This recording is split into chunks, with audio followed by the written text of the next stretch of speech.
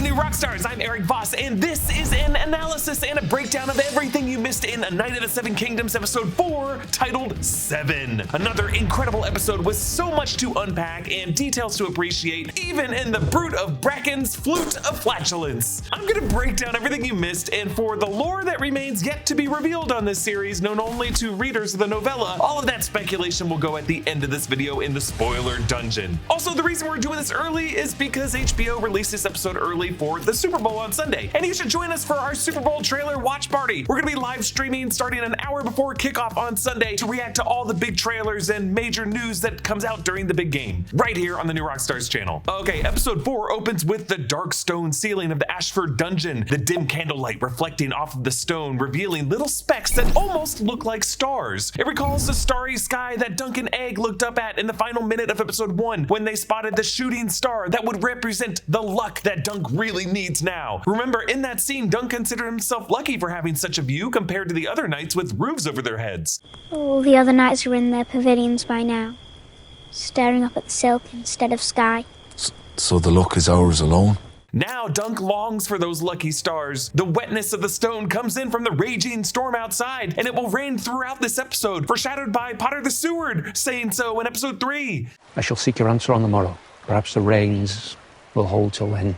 Dunk in the past has been defensive about his shelter of the elm tree with Egg after Egg said that trees leak. Now we see that everything leaks. Hopefully for Dunk, even princes. Egg enters, now dressed in the red and black Targaryen colors, though in George R. R. Martin's novella, Egg is described as wearing a doublet with the three-headed dragon sewn across the chest. Here I kind of like the choice that Egg wouldn't feel disgusted wearing the family sigil, though he is wearing his Targaryen crimson sash that does differentiate the Targaryens from other historical eras. Dunk shames Egg for lying to him, saying, "I've not heard of a Prince Egg."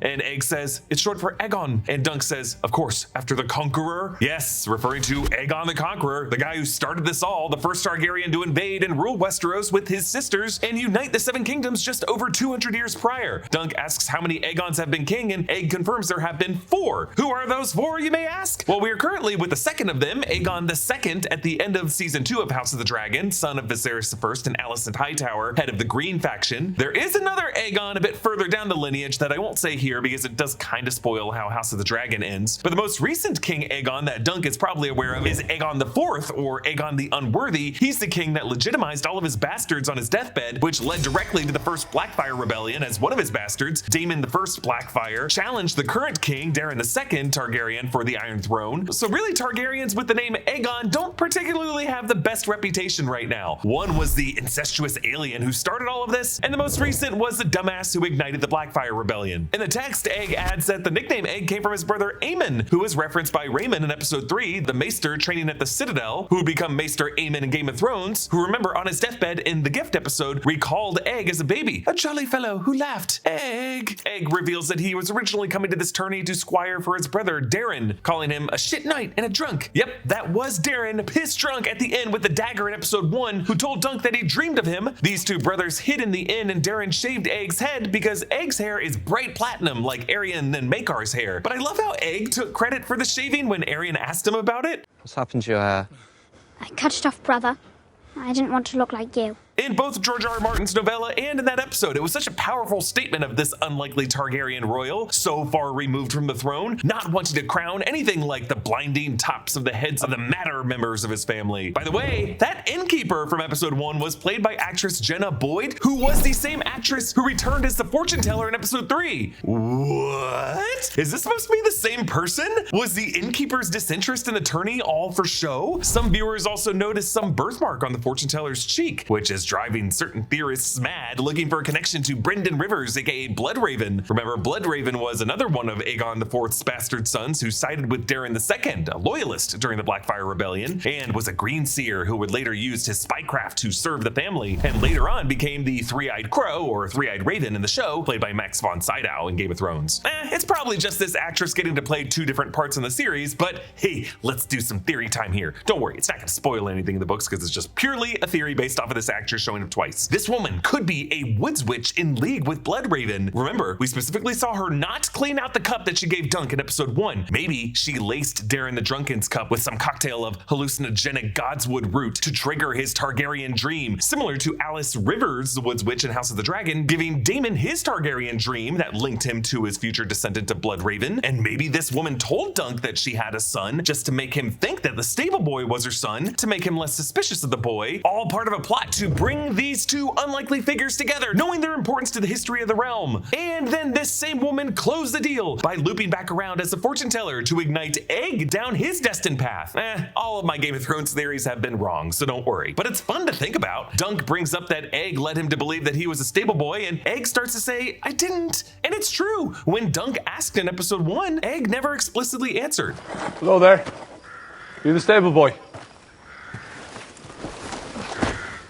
And I love the details that actors Peter and Dex bring to this scene, from Dunk snapping what, and the way we cut in close to Dex to see a little teardrop now shining in his eye. And this is what leads Dunk to start to feel bad, because he always feels bad whenever he starts to go too hard on Egg. Like you can sense the cutaways of his memories of Sir Arlen beating him ringing through Dunk's head in moments like this. Dunk's brought into Prince Baelor, who reads through some books, perhaps looking for some historical parallels for Dunk's situation. Baelor says that Egg should have come to him first, but Egg protests that there was no time. Egg really was going to the guy that he sees as more of a big brother. And here in this scene, the show adds a line that's not in the text that affirms my interpretation that Egg intentionally weaponized Sir Dunk. Egg lowers his head and admits to his uncle, I wish Sir Duncan had killed him. Yes, Aerion is a monster, but this is openly treasonous talk. To desire a brother who's closer than you are in line to the Iron Throne to be dead? I'm not saying the Iron Throne is something Egg actively wants right now, but this line does show a certain brashness. To say this in front of the first in line of the throne, the hand of the king? Uncle or not, that takes balls. Also added to the scene is Baelor's response. He says, the Septons say we must love our brothers. And then Egg gives his uncle a look that causes Baelor to kind of break eye contact and send his nephew away. It's a little hint from the nephew to say, really, uncle? Do you love your brother, my dad? Baelor has clearly felt that tension with Maekar and know that his perceptive little nephew has clocked it as well. This little moment with Baelor also sets up his big decision to fight for Dunk at the end of this episode, really pissing off Maekar. It's hard to notice it in the candlelight of these indoor scenes, but Baelor's eyes are heterochromatic, meaning they are two different colors. This choice was made by the production team because Oscar Morgan, the actor playing Baelor's son, Valar Targaryen, has heterochromia. So they gave Bertie Carvel one eye contact lens so that he would match his son in the show. We can also interpret this as a physical manifestation of how Baelor and his son Valar represent the merging of the Targaryens and the Martells of Dorne. In George R. R. Martin's text, the Targaryens are supposed to have violet colored eyes anyway. Also, I love how the hand of the king pin has dragon scales leading up to the hand. It's just great attention to detail on this series. Baelor says that Daeron the Drunken told his father Maekar that some robber knight kidnapped Egg, and that Dunk now faces charges of high treason for crimes against both of the brothers. The idea being that Aerion called the puppet show depicting a dragon being slain as an affront to the House Targaryen and an incitement to revolt. Dunk asks Prince Baelor if he really believes that, and Baelor ducks the question. He's certainly more pragmatic than to be triggered by that, but he's also not about to tell a commoner that it's okay to openly insult House Targaryen. Baelor also doesn't answer Dunk's charge to him of, don't all knights make the same oath to protect the innocent? We hear this oath later in this episode, and ultimately Baelor will answer to this vow in particular. But what's interesting is that when we win, it is the virtue endowed by the mother. In the name of the mother, I charge you to defend the young and innocent. And it was Baelor's mother, Miriam Martell, that gave him his darker features, and probably his integrity and level-headed temperament that the other brighter-haired Targaryens definitely do not inherit from their insane, incestuous alien ancestors descended from Aegon the Conqueror. Over the title card, you can hear Aerion chewing on his walnuts. The sound mixing makes it so loud and disgusting. Walnuts that he now cracks open with the butt of his dagger. Yes, the same dagger that he reached for to try to kill Dunk with in episode 3, and this blade now perfectly frames over Dunk in this shot. It's crazy for Aerion to eat walnuts right after Dunk loosened his tooth, and he did that really gross thing with his tongue at the end of episode 3.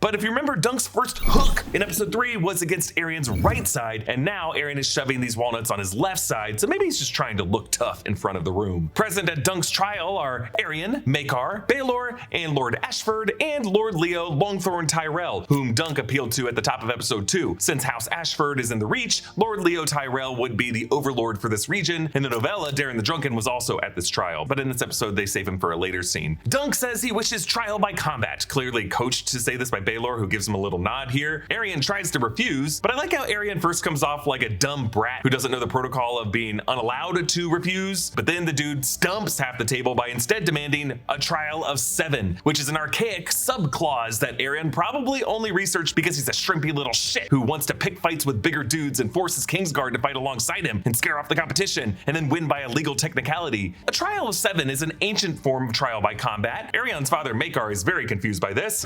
What the fuck is a trial of 7?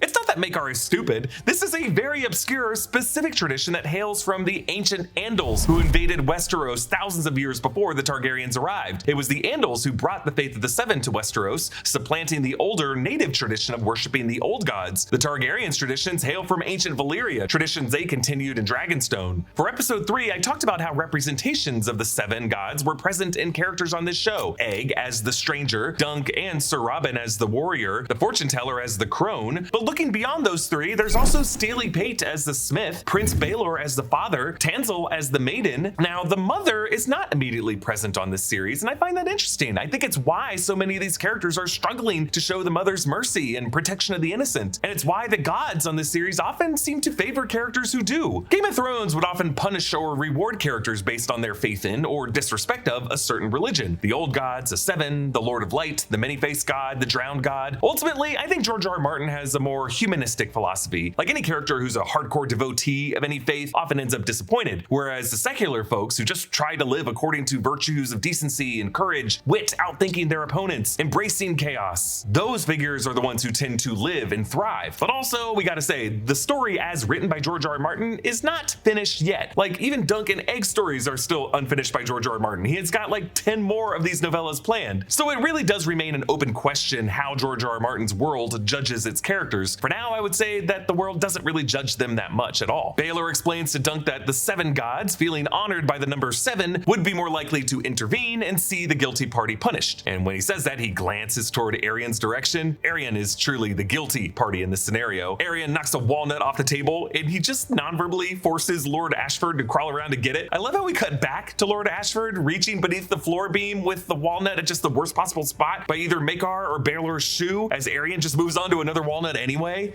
This poor sheep fucker is the lowest ranked at his own family's table. Dunk, now having to find 6 people to fight for him in the middle of the night in the rain, finds Chestnut and Thunder drenched under the leaky elm tree, but apple-cheeked Raymun Fossoway ain't far from that tree. At the Fossoway Pavilion, Raymun's cousin Sir Steffon eats every last bit of this apple, core and all. Sir Steffon claims to be down to fight alongside Dunk, and he wonders, I do not know why tragedy so oft follows after honorable men. Yep, that is one rule that seems to be true for all of George R. R. Martin's adaptations. Since the character of Eddard Stark, Steffon mentions some friends like Sir Lionel Baratheon, we know him. Also, Lord Daemon Lannister. Remember, he's the Grey Lion whom Dunk remembered in episode 2 when he was being quizzed by Baelor. Steffon also mentions Sir Otho. That is Sir Otho Bracken, aka the Brute of Bracken. He's the man who will later fart at Sir Duncan. He's called the Brute of Bracken because he killed Lord Quentin Blackwood at a tourney in King's Landing 3 years ago. You might recall from House of the Dragon and the Battle of Burning Mill that the Brackens and Blackwoods have a long history of hating each other. I love how this series plays on the good vibes that we've been kind of set up to feel, tricking us into hoping Sir Steffon is a redemptive figure after his asshole behavior in episode 1. For a second we think, oh hey, these Fossoways might hate the Targaryens that much for even the worst of them to help this falsely accused honorable knight. And I really love how Steffon actor Edward Ashley plays into this scene so heroically so that it stings even more later on in the lists when the bitter, amoral reality of George R. R. Martin's world reveals itself. Egg arrives to squire for Dunk and brings his brother Daeron. Dunk holds a knife to Daeron's throat for lying about him, and I love Raymun's "what the fuck, bro" expression. Dunk rightfully points out that they can't kill him twice for threatening these Targaryen princes. Daeron says that he and their father Maekar will join as Aerion's champions, but Daeron plans to take a dive. Egg also informs that the 3 members of the Kingsguard present at this tourney will fight as well, including Sir Roland Craycall, Sir Donald Duskendale, aka Krabby Patty, we met them in episode 2, and Sir Willem Wild, who was loafing around in the background of that scene. Now, throughout this scene, both inside and outside, you can start to hear a cry in the distant background that I'm pretty sure is a nearby rooster crowing, indicating how close to dawn we are now getting. Dunk and the others really don't have much time to recruit champions. It also recalls the biblical passage, "Before the cock crows, you will betray me 3 times." Remember that Jesus told the disciple Peter on the night before Jesus' trial in the New Testament? Here, Dunk is the Christ figure on trial, and Sir Steffon is the disloyal Peter. Egg explains why he wants Aerion dead, saying that his brother threatened to castrate him and make him a sister that he could marry, and he threw his cat down a well. Yeah, it's all obviously horrifying. It actually recalls Roman Emperor Nero in Sporus, the young slave boy that Nero castrated and married. Remember how Tom Wamsgans brought this up with cousin Greg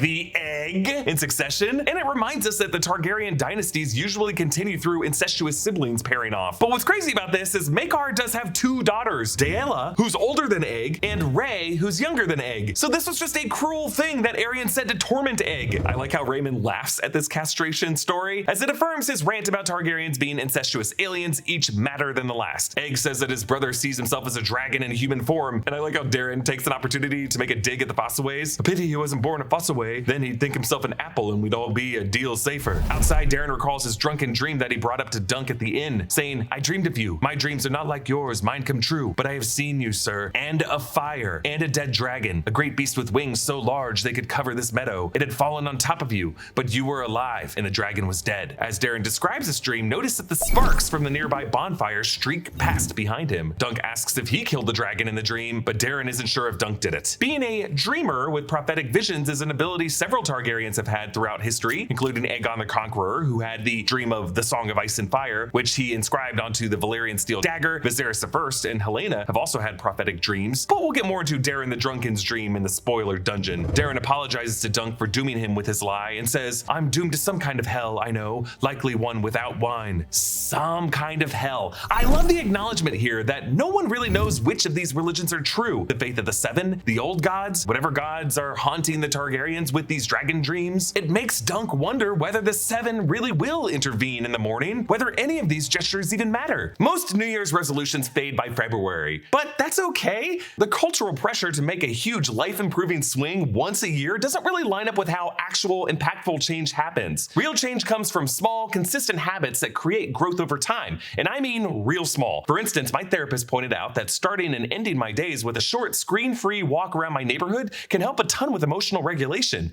Do I do it every day? No, life gets in the way sometimes, but still, my therapist helped me build a release valve into my schedule that gives me a chance to reset my emotional baseline, and that steady habit makes a huge difference, not just day to day, but over the course of months. That's how therapy works. It's a tool that gives you a set of additional tools to support lasting positive change, and BetterHelp, the sponsor of today's video, makes that support easier to access. You fill out a short questionnaire about what you're looking to get out of therapy, then BetterHelp will match you with a therapist based on your preferences, their own clinical experience, and over a decade of matching expertise. You can easily switch therapists anytime at no extra cost if it's not the right fit. Join the 6 million plus people who have gotten help from BetterHelp, the platform you can trust. Click the link in the description or go to betterhelp.com/newrockstars and get 10% off your first month of therapy. Dunk hears the echoing words of Tansel when she was on stage as Jonquil saying, "You are no knight, you are Florian the Fool." And then Dunk enters the puppeteer's abandoned pavilion. Yeah, they didn't even take the time to pack up their tent. They got out of Dodge fast. This is the scene of the crime, and he holds the head of Florian the Fool, like Hamlet holding the skull of Yorick, contemplating his own fate as a man pretending to be a knight who is likely about to lose his head, or at least his hand and his foot. Steely Pate finds Dunk and tells him Tansel left his shield with him, and we get this great match cut as Dunk hears the memory of Tansel's scream, and just as her finger breaks, Steely Pate cracks open the window. Steely Pate reports that Tansel and her family left for Dorne, but she gave the shield to him, and he fixed up the rim with new steel to make it heavier and stronger. Dunk fears this sigil with the falling star and the sunset is an omen of death, but Steely Pate says, "The elm's alive, man. See how green the leaves are? That's summer leaves for certain." God, we all need like a Steely Pate and a Sir Steffon in our lives to tell us that the glass is half full. Remember, in Westeros, the difference between summer and winter is literally the difference between life and death, because their summers last very long and their winters last even longer. They quote a rhyme about shields that's also in the book, "Oak and iron guard me well, or else I'm dead and doomed to hell." This line, or prayer you could say, comes back in the next episode. Also, praying to oak and to iron, doesn't it feel like they're trying to get in the other gods in the mix here? Praying to oak, like praying to wood as in praying to the weirwood trees. Like, I know oak and weirwood are different wood, but you hear what I'm saying. And then praying to iron, like praying to the ironborn represented by the drowned god. For his work, Steely Pate only wants a copper. Yes, the same coin that Dunk tossed at Egg's feet in episode 1, and the coin that's pressed into the hilt of Sir Arlen's sword. I think Steely Pate also knows that Dunk had to sell one of his horses to pay for his armor already, and knowing that he's about to go up against Aerion the horse stabber, he doesn't want to put this guy out of chestnut too. 2. Dunk and Thunder review the tourney grounds to see the workers removing the wooden tilts from the jousting lanes, because in the Trial of 7, there are no specific lanes separating the jousters. Instead, they just charge directly at each other and then fight in a melee. As dawn approaches, Dunk finds 4 champions here to support him. On the far left is Sir Humphrey Harding, whose leg is shattered, so he's already mounted on his horse, which remember is Arion's old horse that Dunk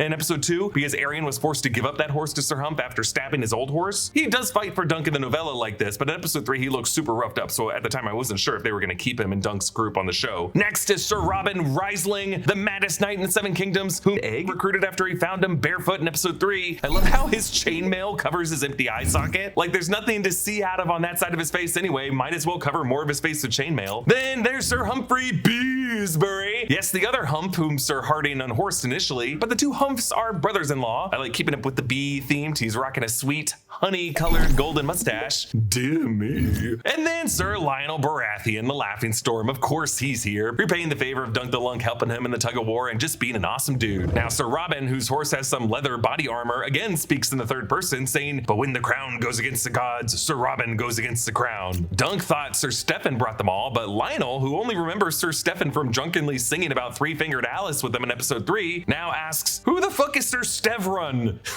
Now in the novella, Lionel then says, "I was not about to miss a chance to fight the Kingsguard Knights and tweak Prince Maekar's nose in the bargain, but here he says a line that I love even more. I wasn't about to miss a chance to bloody up the Kingsguard in their pretty white gowns." God, I love this guy, especially since the Kingsguard on the show have extra white, book-accurate armor and capes. Dunk armors up and marches onto the grounds as an ominous post-rain fog hovers in the air. The accusers ride out onto the field, led by the 3 Kingsguard, Sir Donal, Sir Roland, and Sir Willem, followed by Aerion, Maekar, and Daeron. There is applause in the crowd here, which is also the case in the novella, but I really think it's for the Kingsguard more than it's for Aerion himself. Dunk thinks Aerion only has 6, but Sir Steffon earns no applause from Steely Pate as he steps out in the stupid copper armor with apples festooned all over it. He reveals that he betrayed them to instead be Arion's 7th with a promise of a lordship, and it was all just to thwart Dunk's efforts to build a complete team. As Raymun warns, Steffon only enters the fight if he can try to injure his opponent beforehand. Raymun spits and shoves his cousin. When Sir Steffon turns away, we see he has a big stupid golden apple on his cape. This will be a pivotal moment in House Fossoway history, splitting the family into 2 separate factions. A fun detail in episode 3 actually set up this division. When Dunk got a cider with Raymun in the Fossoway pavilion, we saw 1 green apple and a pile of red ones, foreshadowing Raymun as that tasty tart Granny Smith parting ways with the rest of his stupid, nasty, red delicious family. And I love how actor Sean Thomas produces that same drunken confidence with the crazy eyes, the look that was on Raymun's face as he called the Targaryens incestuous aliens, as he now immediately marches directly to Dunk to knight him. Even though any knight can make a knight, Dunk hesitates because he himself technically wasn't actually knighted by Sir Arlen. He doesn't want to tarnish Raymun's knighthood with a lie. So thankfully, Sir Lionel, who is an actual knight, steps forward to do it. In a very powerful sequence where Raymun and Lionel stare directly into the camera, we hear the beginning of the oath that has been referenced throughout this episode. "In the name of the warrior, I charge you to be brave. In the name of the father, I charge you to be just. In the name of the mother, I charge you to protect the young and innocent." The oath invoking 3 of the gods of the 7. In the novella, we get one more line of the oath. "In the name of the maid, I charge you to protect all women," reminding us of poor Tanzel. Interestingly, George R. R. Martin has never written the full text of the oath in any of his books, but it's assumed that there are 3 more lines for the smith in reference to strength, the crone in reference to wisdom, and the stranger in reference to death. Hey, maybe we'll finally learn what the death verse is in the final episode of this series. As Dunk hears these words in his head, he imagines himself kneeling in Raymun's position, as Sir Arlen in this morning fog hilariously shrugs as if to say, I don't know what to tell you. I wouldn't have remembered anything past the 4th line of the oath anyways." Lord Ashford tells Dunk that he's gonna have to have 7 fighters or be found guilty on a technicality, so Dunk, now on horseback, appeals to these lords, but he shouts loud enough for the low folk behind him to hear too. Lady Gwyn Ashford watches, and Dunk says that Sir Arlen taught me how to be a knight, not just sword and lance, but honor. A knight defends the innocent, that's all I did. Sadly, defending the innocent is a charge of the mother in the Oath of the Knights, and few lords or knights in earshot are sympathetic to that part of the oath. We see Lord Daemon Lannister, aka the Grey Wolf, and his son Sir Tybalt Lannister. The next pair we see would probably be Lord Pierce Caron of House Caron from the Stormlands. This white-haired gentleman could be Lord Gawain Swan of House Swan. Those are just the next 2 names of lords that Dunk calls out in the novella before getting to Otho Bracken. But then we get to Sir Otho Bracken standing to a rousing score as if he's gonna fight, but the brood of Bracken only lets out a fart.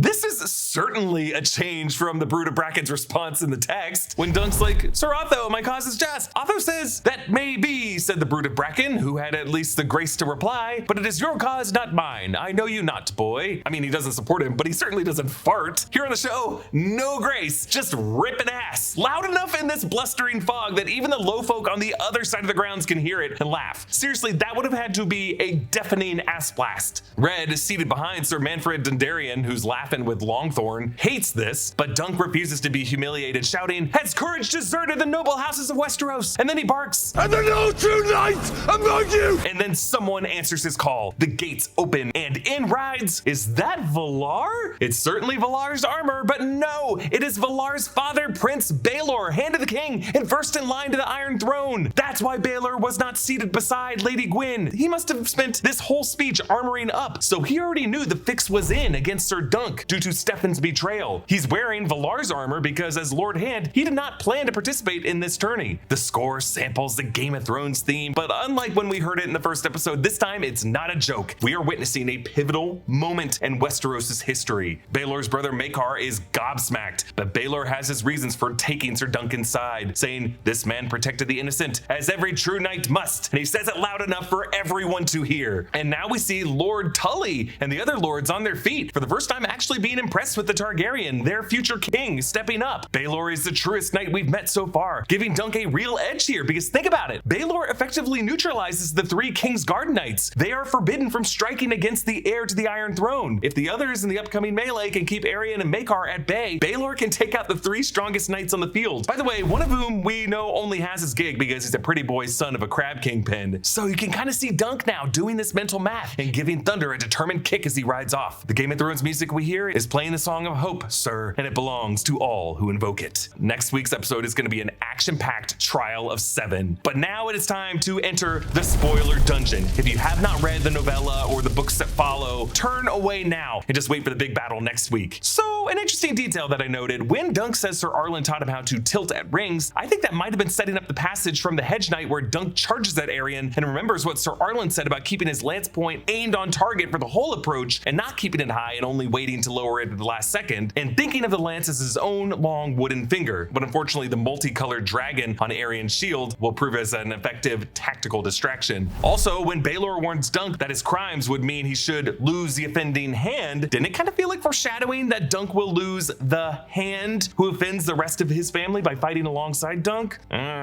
Also, Sir Steffon's line of, I do not know why tragedy so oft follows after honorable men, that also feels like it's foreshadowing the tragedy that will befall Baelor, the most honorable man on this series. Now, Egg's memory of being threatened with castration and Aerion saying he wants to marry him also informs one of his attempted reforms during his reign as King Aegon V, doing away with the practice of Targaryen incest and trying to wed his children to children of other noble families. But let's talk about Daeron's dream. The dream that he talks about in this episode is slightly different than it is in the novella. In the text, Daeron says, I dreamed of you and a dead dragon, you see, a great beast, huge, with wings so large they could cover this meadow. It had fallen on top of you, but you were alive and the dragon was dead. However, in this episode, Daeron adds, I have seen you, sir, and a fire. So is Daeron also having a vision of the fire at Summerhall that will ultimately kill both Dunk and Egg? George R. R. Martin had not yet conceived of the tragedy at Summerhall when he wrote The Hedge Knight in 1998, so perhaps they wanted to add it in here as further foreshadowing of where all these characters will end up. This also aligns with the vision that the fortune teller shared with Egg in episode 3. Now here, Dunk seems to interpret this dream as a possible portent that he could slay a dragon, like Tanzel does in her play that pissed off Aerion. This time it could be a dragon named Aerion. But think about it, Aerion is small, he's not an actual dragon. Which of these dragons actually casts a huge shadow? Yeah, it's the one we don't want to die. And Sir Lionel's line of, I wasn't about to miss a chance to bloody up the Kingsguard in their pretty white gowns. It's foreshadowing something that we might see in like season 11 of the series, if it goes that long. Lord Lionel will ultimately duel with Sir Duncan when Dunk becomes Lord Commander of the Kingsguard. Dunk is sent to quell Lionel's revolt after Egg's son Prince Duncan backs out of his betrothal to marry Lionel's daughter and instead runs off with Jenny of Oldstones. So when Dunk fights Lionel then, he will be wearing a pretty white gown. So all video long I've been wearing this Fire and Blood shirt. It's one of our great A Song of Ice and Fire designs available at our merch store, nerdright.shop. Grabbing a shirt or hoodie or hat, becoming Becoming a rock star in the wild is the best way to support our channel. Comment down below with your thoughts on this episode, and a special thanks to one of our NR Underground subscribers, Frederick Price, for supporting us at the executive producer level. You can get all of our exclusive bonus content by clicking on the link in the description below or going to nrunderground.supercast.com. Huge thanks to Brandon Barrick for his research and writing on this episode. Thanks to Studio Tech Brian Kim, New Rockstars editors Joshua Stephen Hurd and Abby Friel, and all the supporting editors for their work on this video. You can follow me at EA Voss and subscribe to all the channels in the New Rockstars network for breakdowns and news coverage of everything you love. Thanks for watching, and I'll see you next time. Bye.